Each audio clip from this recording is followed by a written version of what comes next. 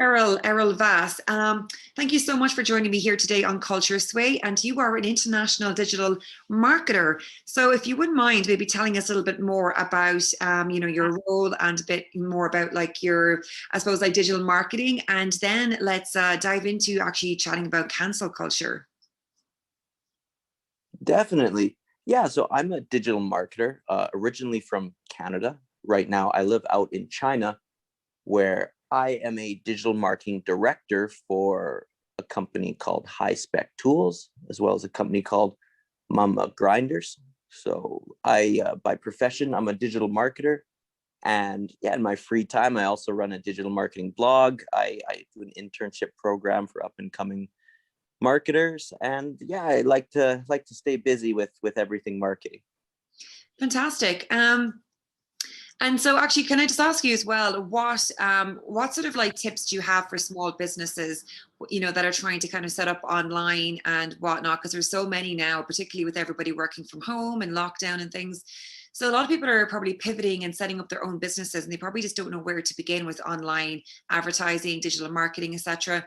So what would be the first, two tips you would have to anybody that is looking to dive into digital marketing?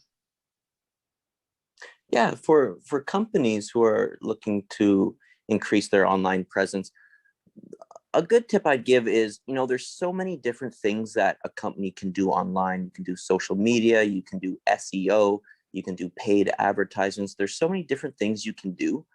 And my first piece of advice is to be good at one or two things. Don't try to do everything right off the bat. It's better to be good at a couple things rather than being mediocre at everything. So that's a big piece of advice that I could give. Second, you said two tips. Another great tip is just be authentic when you're online. Marketing nowadays, gimmicky marketing tactics, advertisements, they don't work. Nowadays, people are looking for authenticity. So if you can portray your company and your brand in an authentic manner, you're already well ahead of many. 100%. I couldn't agree more. So tell me as well, how has cancel culture affected digital marketing space and then yourself as well as a digital marketing director? Yeah, well, cancel culture. I guess first I'll go into what cancel culture is just for anyone listening.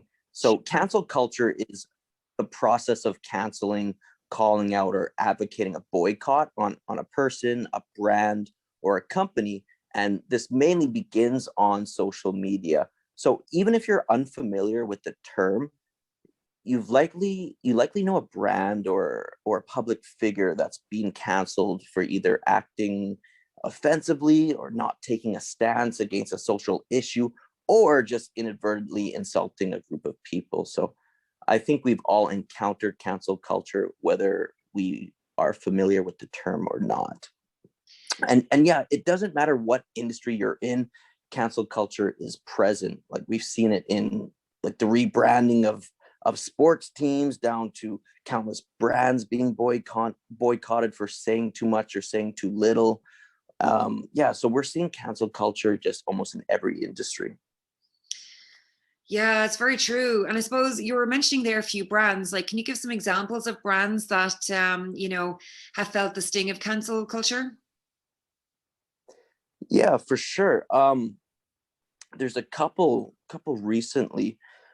Goya Foods, the company Goya Foods, their CEO, when Donald Trump became president in the United States, their CEO came out and said that America was, I think his exact words was, America was truly blessed. And this caused a big boycott of Goya Foods by the Latino population in the United States. So that was a big one. The bank Wells Fargo, their head, Charles Scharf, he made some insensitive comment. I can't remember the exact comment, but he made an insensitive comment about racial inclusion. And that caused quite a bit of backlash for the Wells Fargo brand. Very recently was Aunt Jemima's pancake syrup.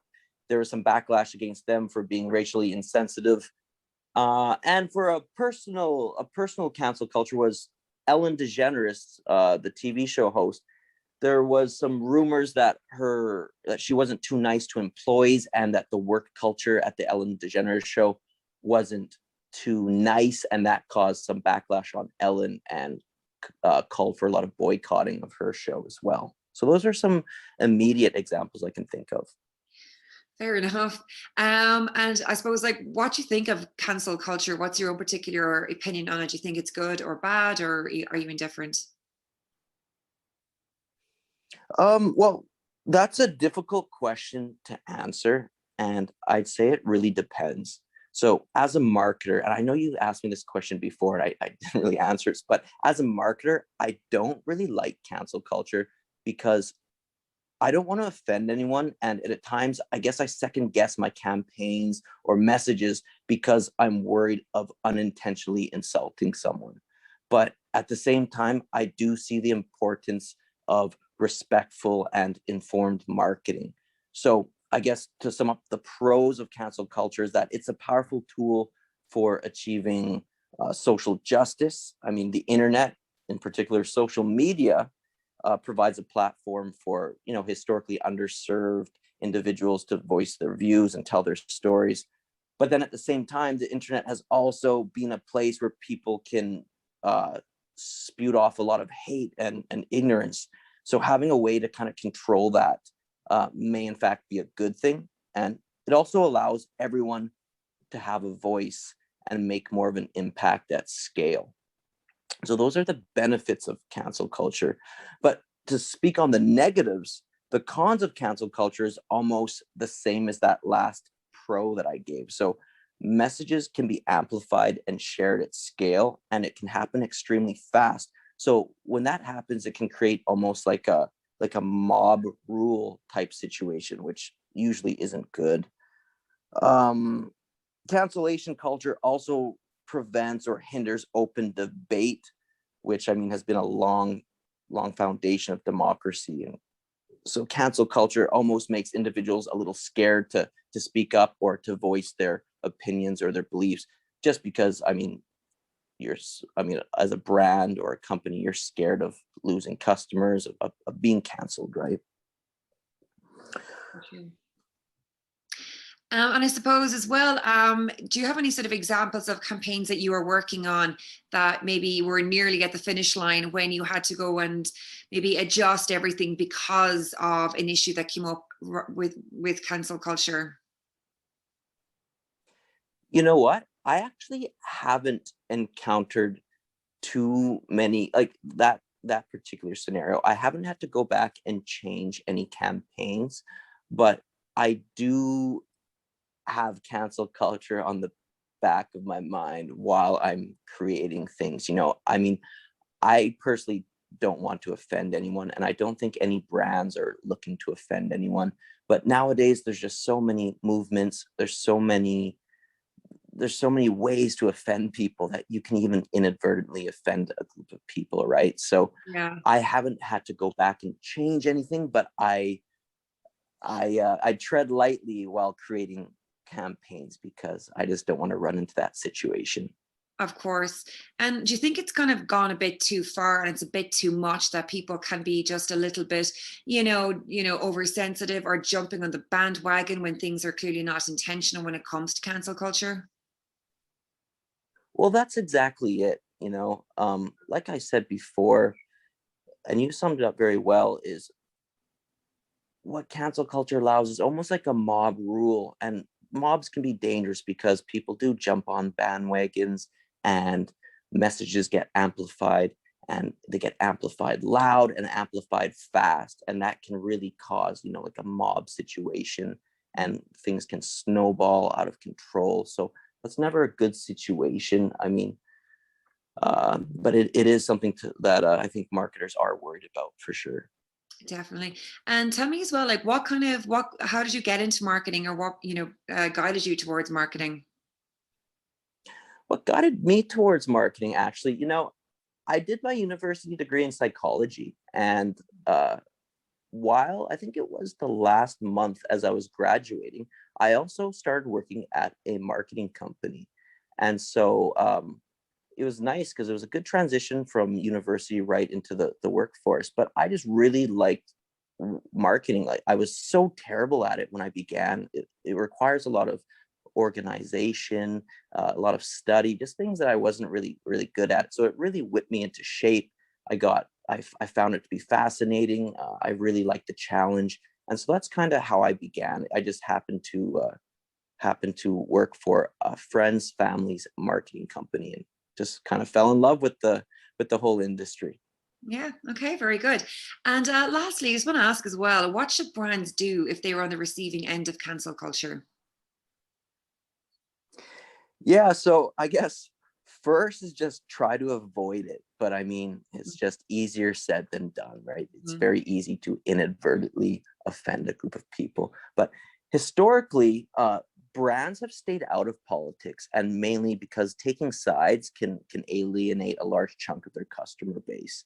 But in today's increasingly polarized climate, not taking a side can be an even bigger risk.